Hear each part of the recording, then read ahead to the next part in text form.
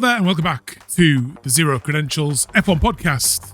If it's your first time here, I'm Adam and this is Nelly, and we're going to talk about the world of F1 this week. We've had a race in Miami, some stuff to discuss, some good, some bad, I think.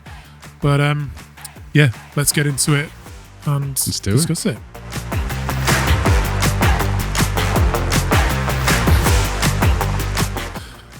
Yeah, so mate, the race was better than I expected. I think it was a sprint weekend as well, and we got to see some surprises. I think. Yeah, it's I don't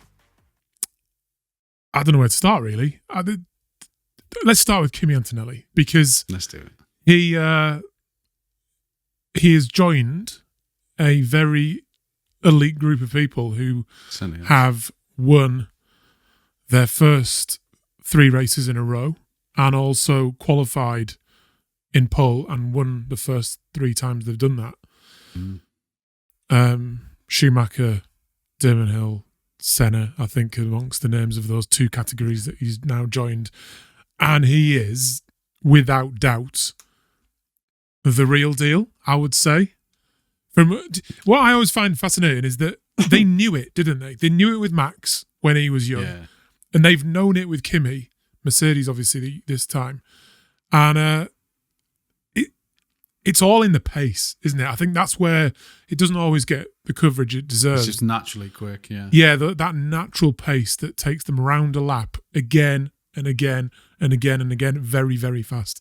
That's what makes these superstars, isn't it? Yeah, and he's done brilliantly. I mean, Toto in particular must be preening now, walking around the paddock peacocking a little bit because he put his not a reputation on the line entirely, but he backed this kid in a big way. And last year didn't look great.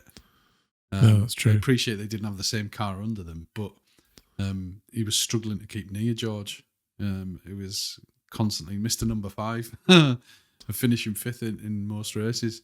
And but I'm delighted for him. I'm delighted that he's doing well, and he's giving value for money. He's rewarding their faith in him, and he looks really, really good. He does. Unflappable at the minute, which is the thing that you fear with younger drivers, is that they can be quick in bursts. Everyone on the grid is there because they can be quick in bursts, but he's responding beautifully to the pressure. We haven't seen too much head-to-head action when he's been in front, but to be fair, if he's in front, he feels very relaxed and he's off. Unlike other people in the past, he's gone straight into a top team for his rookie season, which hasn't happened. It didn't happen with Max Verstappen. No. Do you know what I mean? It's like there's been certain people where they've come good in the end, but they didn't start right at the top, and he's gone straight in at the top essentially, or into one of the top teams. So I think it's no real shock at 18 years of age last season that it didn't go fully according to plan the whole time. But he had a struggle, didn't he, across the sort of European section of the season. But he came back stronger, didn't he, after that? And he rolled with the punches. He did well. And then this season, he's hit the ground running and proving and he's giving George a run for his money, that he can, more than one thing, he can put the laps in over and over again, but also that he can absorb the pressure, which in Miami this weekend, in the race, he did do with Lando Norris, the reigning world champion, who was also having a good weekend, right up his chuffer for the last third of the race. I think the stars have aligned perfectly for him because I cannot see a circumstance with his rookie season being brought into a top team if that top team was routinely fighting for podiums, which it wasn't. So I think after Lewis left, they could afford to take a chance. Had they been winning things, I think they'd have gone for a more seasoned character, which would have been the wrong choice in retrospect. Yeah. So he had a soft landing. Maybe he had maybe the lack of expectation against him last year was probably a nice landing into such a big team, and now he's got a better equipment underneath him, and he can do it. Let's face it, with Lando, I mean, they were McLaren was still absolute garbage when he first joined the team, and it was a long-term project, and he has worked his way and built his confidence as the car's grown around him. So I think, don't get me wrong, Antonelli deserves it. He's clearly the real deal. But that's the only circumstance I can see a big team taking a chance on an absolute rookie. Yes, I think you're right with that. That's a good point. But he had that opportunity and he's taken it, hasn't he? He's maybe fortunate with the timing of the new regs and stuff. But if you're George Russell, what are you thinking now? Like, how are you feeling? Well, especially with Canada coming up, where George has been classically quite strong. He won there last year. It's a good track for him. However, it's 3 weeks until we go there. So he's got 3 weeks to fester about 3 race wins that haven't been his. Yeah, that's going to get in his head. Although, did you hear Toto describe him as a killer? He described George. Yeah, he described George as a killer. So I think, obviously, Toto would want George to make a bit of a comeback in it to be. It'd be good for Toto to have what Zach had last year with 2 drivers fighting over the championship. That's what absolutely. That's what the principal wants. Yeah, 100%. Yeah. Not what George wants. A nice, quiet season with a nice, comfortable couple of tenths between him and Antonelli in every sort of race format, whether it's the practice, the quali, or the actual race itself. But it keeps it honest, and I prefer that. George, we were thinking, well, there's no way they can let George go. But if Kimi keeps performing like this, then he's their banker, isn't he? And they're backing him. So it's amazing how it flips. First race or 2 of the season, you would think, well, George is absolutely nailed on to retain his seat, and it's flipped very, very quickly, but absolutely deserved by Kimi. He had another shocking start, relatively speaking, and but drove his way through the front of the field. I want to talk about the Verstappen spin because there's a lot of hype about that. People celebrating it as an immense piece of skill, which it absolutely wasn't. We'll come on to that. Yeah. Let's. I want to talk about Lando as well because he won the sprint race. That's why I've gone papaya today. If not, you can't see it, but there's a papaya hue in the background. Yes, we can see it. Let's put it on. Put your full screen. Yeah. There we go.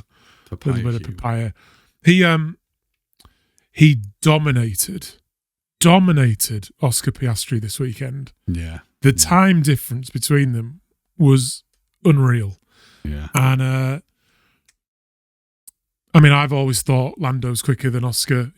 Lando's pace is right up there with the best of them. On his day with the same equipment, Lando's the guy. And but it's often funny with a driver who's just won 1 world championship.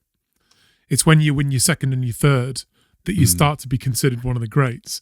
Yeah. But he is the world champion. He beat Max Verstappen last year in a season which potentially was one of Max's best ever seasons when he was on absolute top of his game. And for whatever reason, whatever excuse you want to make, Lando beat him across the season. And that, when you think back on it, in hindsight, that is an immense achievement. Yeah. And he's proven again, as soon as the car is back up to scratch, he was on it from first practice, straight away, on a track that is low grip. There's lots of movement, which doesn't suit some drivers like Oscar, like George. He was on it, and it was impressive. And if it wasn't for a shit pit stop from McLaren and a really good one from Mercedes, maybe the fact that Mercedes went first as well, I think Lando would have won. I think he had the pace to stay ahead of Kimi. But just to briefly talk about the cars, it saddens me that Lando clearly had the pace to catch up to Kimi, but got stuck in that second gap behind him. Yeah. And there was no action, was there? There was There was... It wasn't. I was hoping he was... we thought we were going to get a battle, didn't we? Yeah. And we never did. I was hoping he was being super sophisticated and letting Kimi run away and maybe hurt his tyres a little bit, where he was just trying to save some tyre life and try and get him later on. But it never came. It just never came. No, and it should have done. Like, I think we were optimistic it was going to come, and I think Lando had the pace to do that, to at least have a battle, but the cars never allowed it. We got robbed of any kind of action because they got stuck. They got into that dirty air within a second, and nothing. There was nothing. They didn't even come close to having a battle. He got into that dirty air, and that was it. There's they've probably over tweaked the distancing. I mean, I was relieved this weekend. We were worried about the regs changes and it affecting the racing. I had feared that it'd been a bit more processional, and I think those fears rang out a little bit in the sprint race. Luckily, people made a lot of adaptations for the main race, and I think it rescued it a little bit. There was still plenty of challenges. We did have safety cars. We did have some decent crashes and an early pit stop opportunity for Max, but it was a bit of an unbalanced race in terms of it was a bit off in terms of the tyre strategies, but the racing was generally through the field okay. I was entertained through the race. I think the drivers did have some influence on this race, which was an improvement. I feel like there was certain moments that were entertaining, but I don't know how much of the mainstream coverage you caught, but they were gaslighting, telling us as fans that you did enjoy that race. That was a good race. Wow, isn't this brilliant? Hasn't this worked so well? Oh, wow, they've really nailed it this time. Yeah. This is excellent racing. There was a lot so of that. Close. Can you believe how close they are? There was a lot of that. And I personally, I still hate these cars. Like, I hate them with a passion. I think there was still some yo-yo overtaking, which I'm not a fan of it at all, actually. Like, it just feels fake, and I don't like it. And I think the cars are not exciting. I still think there's too many limitations on them, and they've made some tweaks. Qualifying was definitely better. Yeah, like, it was definitely the fact that they were going flat out, but they're too complicated. You've got cars. There's still a huge gap between the front four teams and the rest. Yeah, because Lewis had damage after his coming together with Colapinto. And still he lost like 30 odd percent downforce and was still way faster than all of the cars behind him. Yeah. And that's like, so the cars are too complicated where there's no chance of the midfield getting anywhere near those front four teams. You've got Alonso, who qualified 12 seconds off the pace, slower. He would have been at the back of the F2 grid. It was that bad. Oh, it makes you cringe, doesn't it? Yeah. And then you've got the FIA president, Ben Suleiman, whatever he's called, saying that we're going to go back to V8s. And then there's talk of like 2030. We'll go back to them in 2030. Be patient. We're getting of an age now. We haven't got that sort of time to spare. That's so true. I want my racing back. I can't last like this until 2030. With these battery shenanigans going on. But money talks, the sponsors, the teams, the racers themselves, as soon as the fans stop tuning in any sort of numbers, they'll make changes. We may have to deal with it for 2 seasons at most, given the amount of investment that's gone in. But I would... largely, I would write it off as a bad job and look to take a step backwards next year and say, listen, teams, like, how do you feel? We can relax some restrictions on testing. We can relax some restrictions on investment. I know that's less fair for those teams at the bottom of the grid, but let's get the sport back first, because it's not lost by any means, but it could be irreparably damaged. As a consequence, and they were just starting to build numbers. They were starting to enter markets that they hadn't seen for decades, like the Americans and the Far East. And don't jeopardise it. Just admit it didn't go wrong. When you're still talking, even some decent teams being 30 seconds down on the winner after a safety car in the middle of the race, there's something severely wrong, and everything they're trying to achieve is to narrow racing and bring the teams closer together. But it's failing.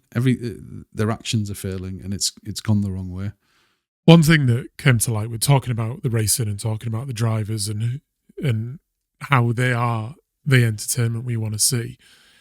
There was a moment in the sprint race with Max and Lewis going at it for a few corners. Flashback. And there is nothing more entertaining than those two going wheel to wheel.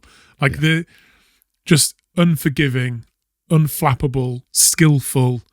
They bumped wheels a little bit, but Robin's racing, mate. Robin's racing. Exactly. Let him do that. And the skill that those two show when they are wheel to wheel, there's nothing else like it on the grid that has that level of precision. I think that's they both obviously have pace.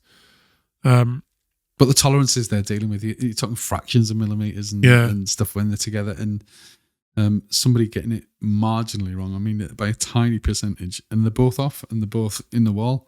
So it's just a joy to see, isn't it? And that's what gives me hope, is that as you said, the races have had a little bit more input this time, and it showed, and I was entertained. We'll come back to Ferrari, but who've not had a great weekend in Miami. But let's talk about Max, because in the race, he got obviously qualified pretty well. Did he qualify second or third? Yeah. I think it's third. He was at top 3, yeah.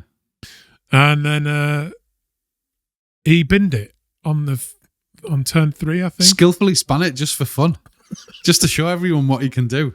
He totally meant that. He was so bored with the racing that's going on, he decided, I'm just going to drop the accelerator, give it full lock, and do a 180 in the middle of the track in the first lap. But that's essentially what the commentators were trying to allude to. And I'm sorry. And Whites. And the Whites. And our producer Whites. Although he did acknowledge later on that he was probably a little bit of fanboy status in there and being led by Martin Brundle's because they were basically saying reaction. That it was an incredible piece of skill. We've just seen the recovery of a generation, that he span, got straight back on it and hardly lost any places. Yeah.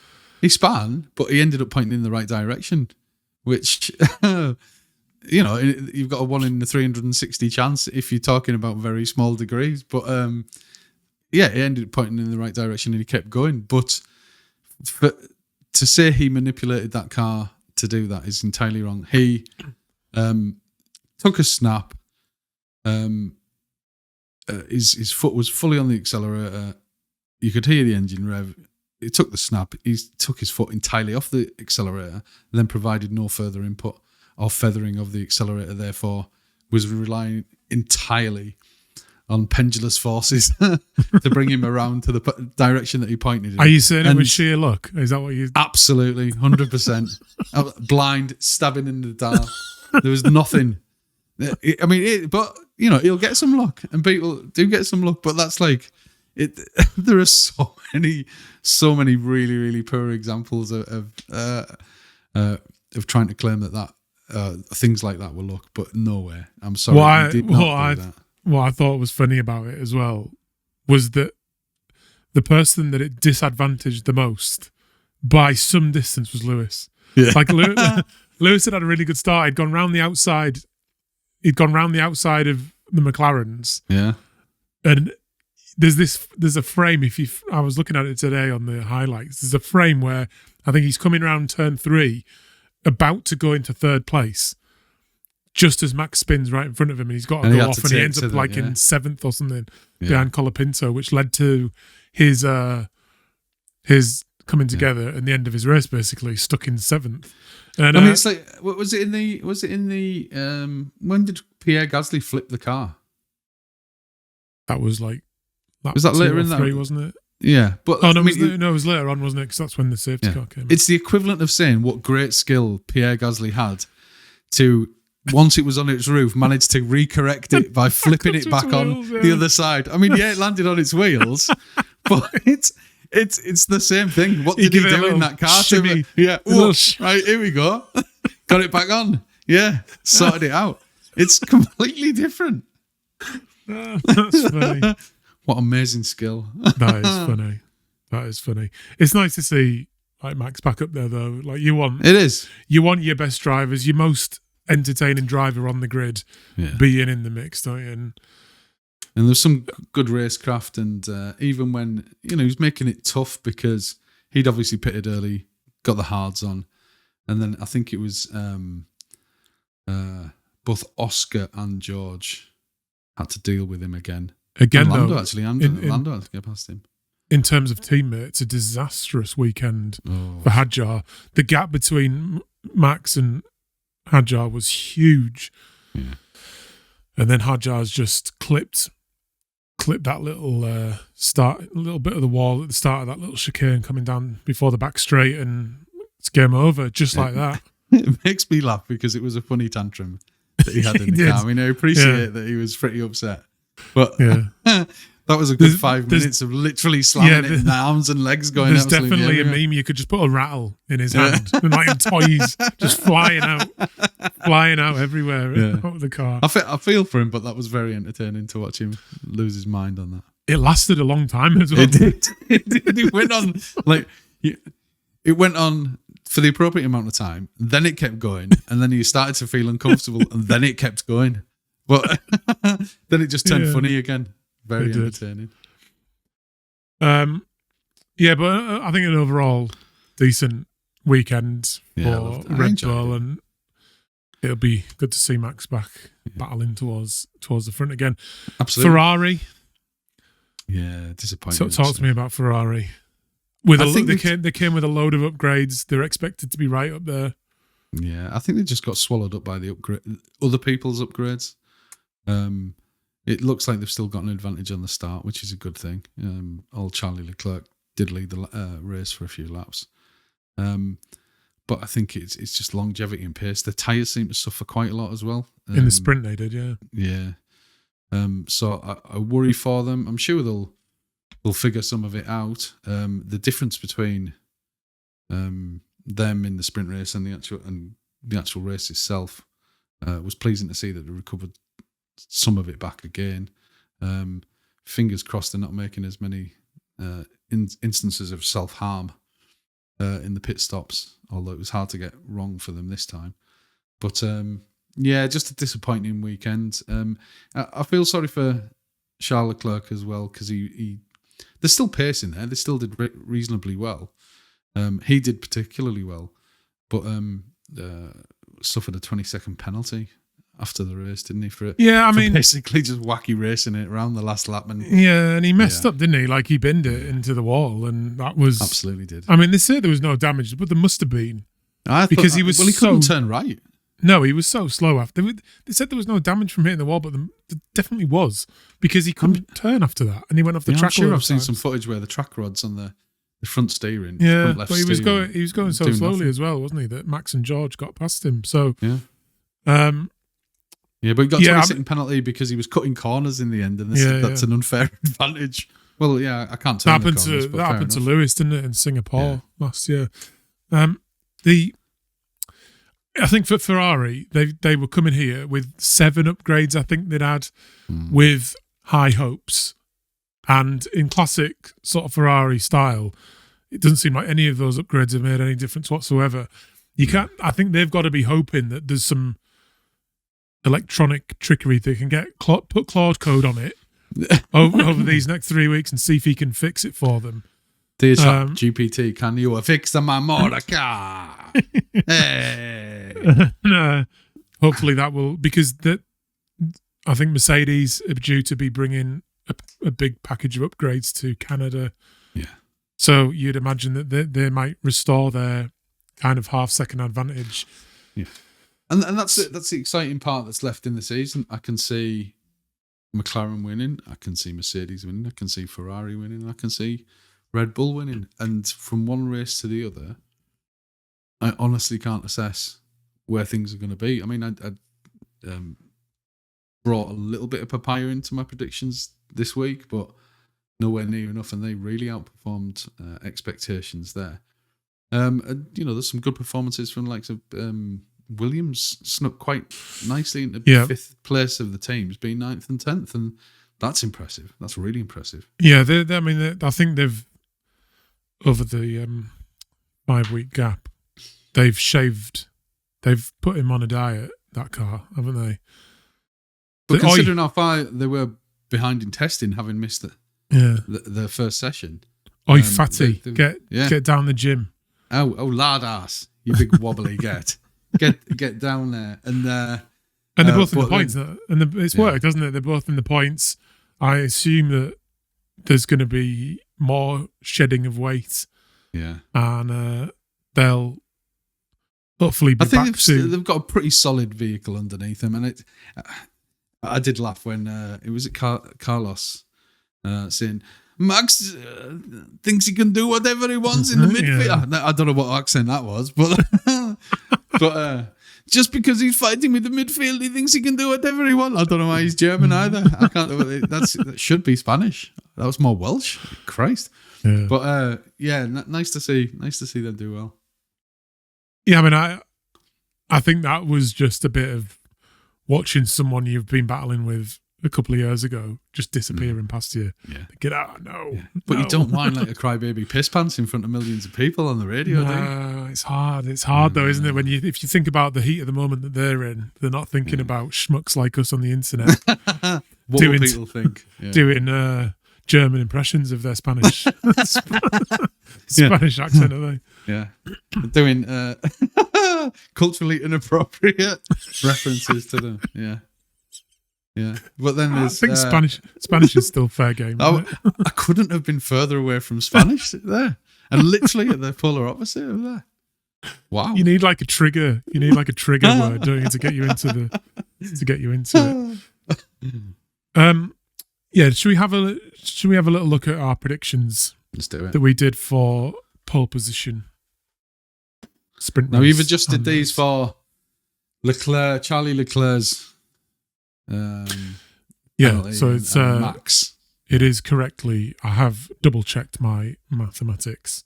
Very good, and we are right. So they're the race predictions. If you're on the podcast, then come over to YouTube and have a little look, or listen to last episode. If you've got eyes, we've got images to show you. So indeed. Why not use them?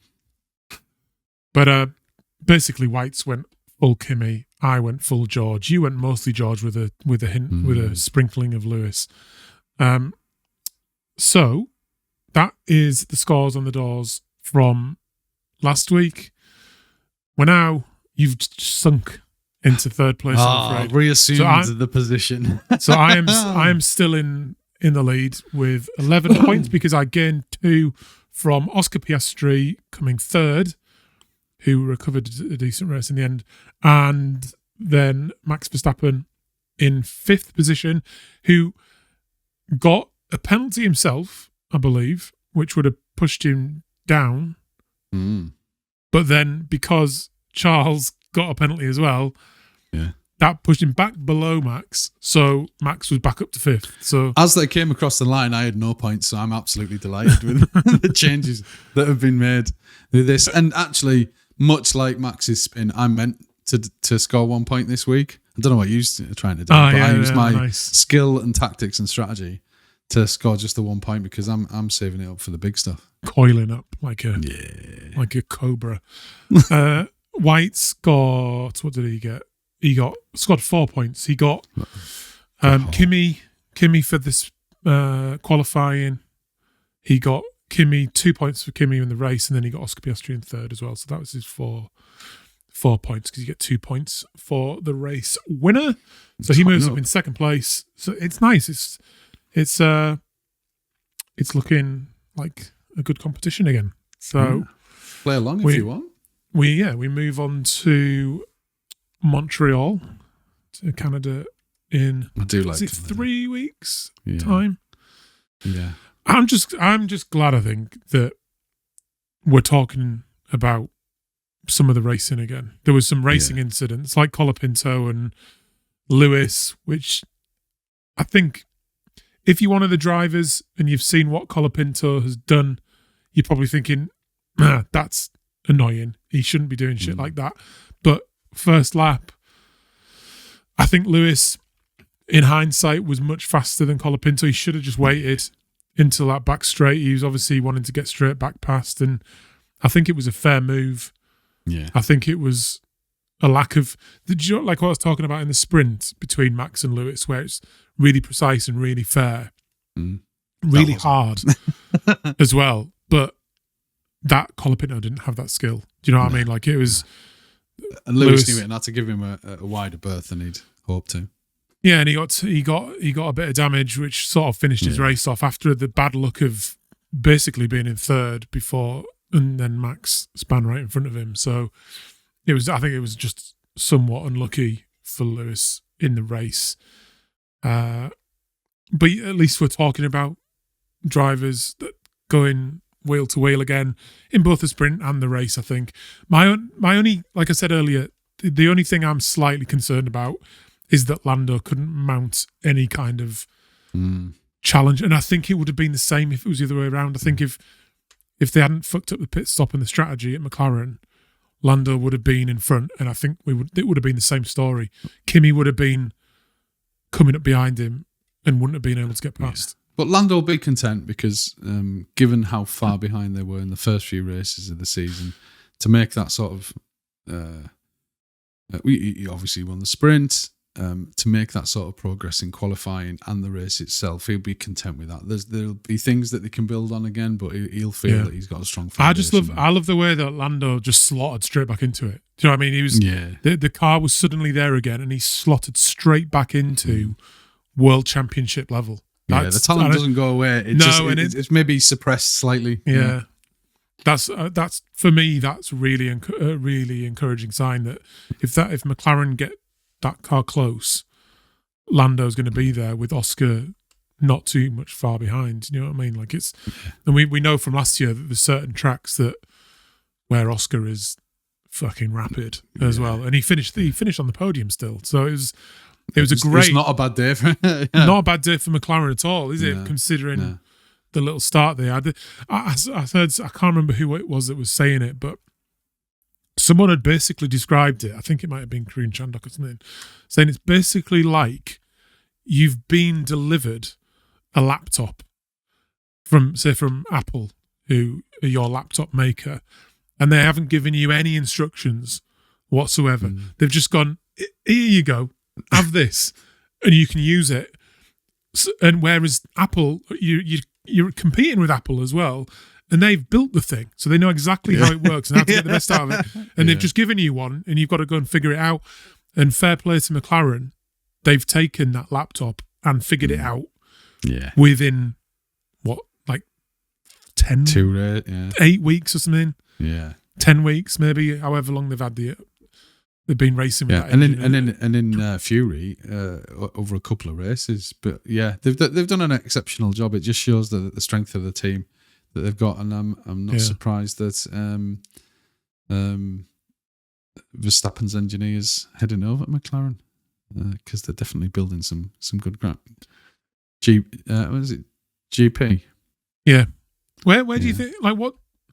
Because I'm sure I heard a rumor that Andrea Stella was going back to Ferrari. I'm sure I heard that, but then you've got Zach saying, "No, we're really happy with our setup." But then they're bringing GP in, and where's he going to slot in at McLaren? Like that is precisely what Zach would say at this stage in the game. Exactly. If that was the truth. Yeah. So I mean, who knows? I think there's a few shuffles to be done in the paddock later on in the season, and still talk of Christian Horner planning a great return in the background as well. You never know. There's sharks in the water, isn't there? You never know. But I think that does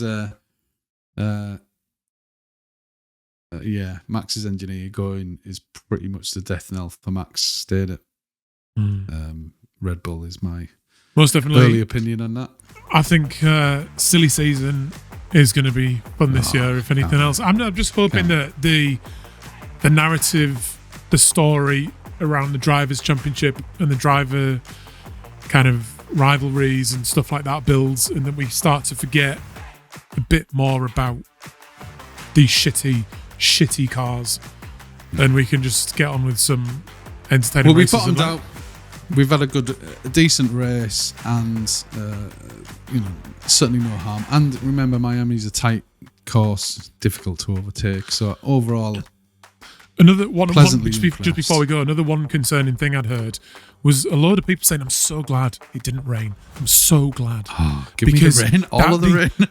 Yeah, me too. As a fan, we want the rain. Rain in that race midway through would have been great. No, but then I think what they're basically saying is that these cars do not work in the rain. Yeah, like they're so fragile. They literally they become like you're like on an ice rink without skates, I think is essentially what they're saying. So when we do get a wet race, I would imagine the safety car will be out and we won't go racing because these cars are so fucking stupid.